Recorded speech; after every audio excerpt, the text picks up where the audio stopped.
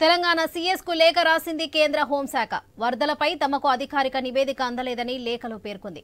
వరదలు తాజా పరిస్థితులపై లేటెస్ట్ రిపోర్టును పంపలేదన్నారు. రాష్ట్రంలో సంభవించిన వరదల కారణంగా ఖమ్మం, కొత్తగూడెం, సూర్యాపేట, వరంగల్, మహబూబాబాద్, మహబూబ్ నగర్ జిల్లాలో నష్టం సంభవించిందని, సహాయక చర్యల కోసం కేంద్రం తరపున 7 ఎన్డీఆర్ఎఫ్ బృందాలు రాష్ట్రంలోనే ఉన్నాయని తెలిపింది.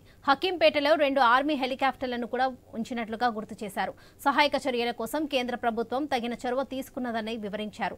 రాష్ట్రంలోని వరద పరిస్థితిపై స్టేట్ ఎమర్జెన్సీ ఆపరేషన్ సెంటర్ నుంచి తమకు టెలిఫోన్ ద్వారా సమాచారం అందిందని, ఏ మేరకు నష్టం జరిగిందనే వివరాలు వచ్చాయని, కానీ రాష్ట్ర ప్రభుత్వం నుంచి మాత్రం కేంద్ర హోంశాఖ కంట్రోల్ రూమ్ కు ఎలాంటి రిపోర్ట్ రాలేదని స్పష్టం చేశారు.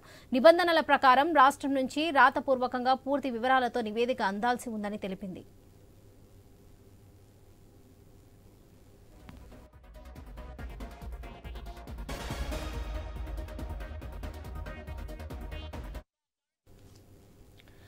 తెలంగాణ సీఎస్ కు లేఖ రాసింది కేంద్ర హోంశాఖ. వరదలపై తమకు అధికారిక నివేదిక అందలేదని లేఖలో పేర్కొంది. వరదలు తాజా పరిస్థితిపై లేటెస్ట్ రిపోర్టు పంపలేదన్నారు.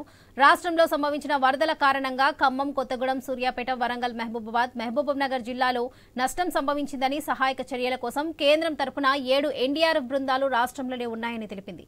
ఇదే విషయానికి సంబంధించి మరిన్ని అప్డేట్స్ మా ఇన్పుట్ ఎడిటర్ శ్రీకాంత్ అందిస్తారు. శ్రీకాంత్, చెప్పండి. Varalakshmi, good afternoon.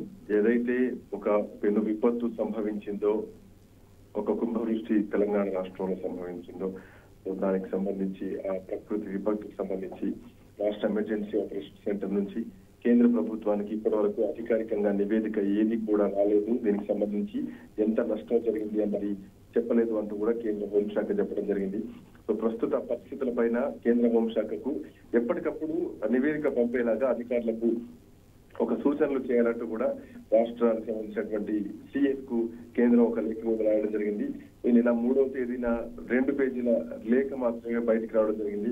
దాంట్లో మరి ముఖ్యంగా రాష్ట్ర ఎమర్జెన్సీ ఆపరేషన్ సెంటర్ నుంచి ఏదైతే టెలిఫోన్ ద్వారా అందినటువంటి సమాచారం ఉందో దాన్ని పోలుస్తూ భారీ వర్షాల కారణంగా రిజర్వాయర్లల్లా నీటి మట్టాలు పెరిగినాయి ఒకటి, వాటి నుంచి నీటి విడుదల చేస్తున్నటువంటి కారణంగా ఆగస్టు 31 నుంచి రాష్ట్రంలో వరద తరహా పరిస్థితులు ఎక్కువగా ఉన్నట్టు కూడా ఒక కన్ఫర్మేషన్ అయితే కనిపిస్తుంది.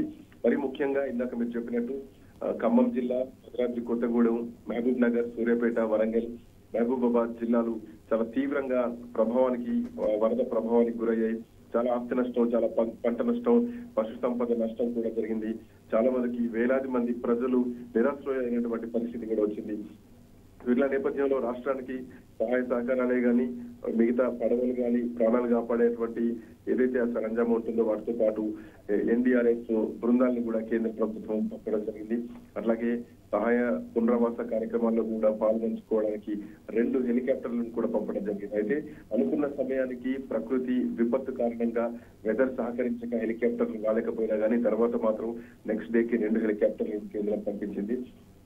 ఆ 2 కూడా హకీంపేటలోనే ఉన్నాయి. అయితే రాష్ట్రంలో ఉన్నటువంటి విపత్తు పరిస్థితుల గురించి కేంద్ర హోంశాఖలోని కంట్రోల్ రూమ్ మాత్రం ఎక్కడ అధికారిక నివేదిక మాత్రం అందలేదు.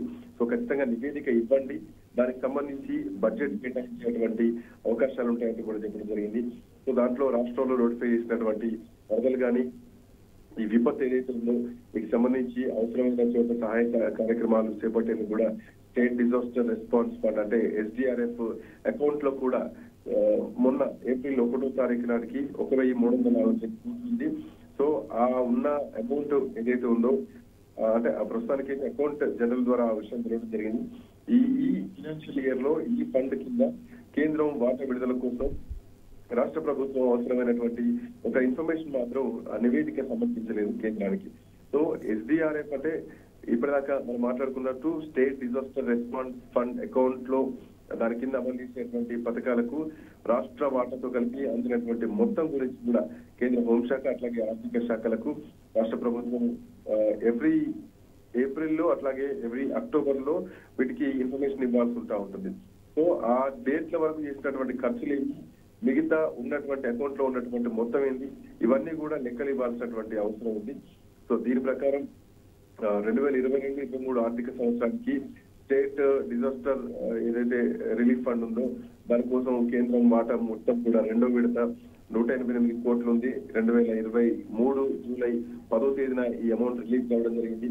23-24 సంవత్సరాన్ని చూసుకుంటే కనుక 2 విడతలు చూసుకుంటే 198 కోట్ల రూపాయలు.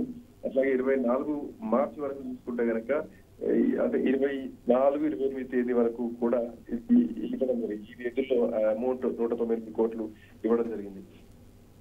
ఈసారి 2024-25 సంబంధించినటువంటి మొదటి విడత మొత్తం కూడా 208 కోట్ల 40 లక్షలని జూన్ 1 నాడు ఇవ్వాల్సి ఉంటుంది. ఆ నిధులు విడుదల చేయాలని రాష్ట్ర ప్రభుత్వం ఇప్పటికీ ఎటువంటి రిక్వెస్ట్ కూడా చేయలేదు. అట్లాగే అంతకు ముందు రిలీజ్ అయినటువంటి నిధులు ఏవైతే ఉందో వాటికి సంబంధించినటువంటి ఇంట్రెస్ట్ కానీ దానికి సంబంధించినటువంటి యూటిలైజేషన్ సంబంధించినటువంటి ఏదైతే అక్నాలెడ్జ్‌మెంట్ రిసిప్ట్స్ ఏవైతే ఉంటాయో, యాక్సెప్టెన్స్ పేపర్స్ ఉంటాయో అవి కూడా ధృవీకరణ పత్రాలు కూడా ఇంతవరకు పంపలేదు. సో ఇప్పటికైనా రాష్ట్ర ప్రభుత్వం ఈ ప్రొఫార్మా ఏదైతే ఉందో ఈ ప్రొఫార్మాలో జరిగిన నష్టాన్ని ఉన్న బడ్జెట్ సంబంధించినటువంటి సమాచారాన్ని కేంద్ర హోంశాఖకి ఇవ్వాల్సినటువంటి అవసరం ఉంటుంది. దానికి సంబంధించినటువంటి కాపీని కూడా తొందరగా ఆర్థిక శాఖ, కేంద్రంలో ఉన్నటువంటి ఆర్థిక శాఖ ఆధ్వర్యంలో ఎక్స్పెన్సెస్ డిపార్ట్మెంట్ కూడా పంపించాల్సినటువంటి అవసరం ఉంటుంది. అప్పుడే 2024-25 సంబంధించినటువంటి SDRF నిధుల్లో కేంద్రం వాటా మొదటి విడత మొత్తం కూడా రిలీజ్ చేయడానికి వీలుంటా ఉంటుంది. సో ప్రస్తుతానికి మాత్రం కేంద్ర హోంశాఖ రాష్ట్ర CSP విషయాలన్నీ చెప్పడం జరిగింది. సో ఇక నుంచి వీళ్ళు నివేదిక పంపిస్తే అక్కడ నుంచి క్లియరెన్స్ మాత్రం వస్తుందని చెప్పడంలో ఎట్లాంటి సందేహం లేదు. ఏదైనా అంతా రాష్ట్ర ప్రభుత్వం చేతుల్లోనే ఉంది. కేంద్రం నిధులు రావాల్సినటువంటి పరిస్థితుల్లో Varalakshmi. Right Srikanth, thank you.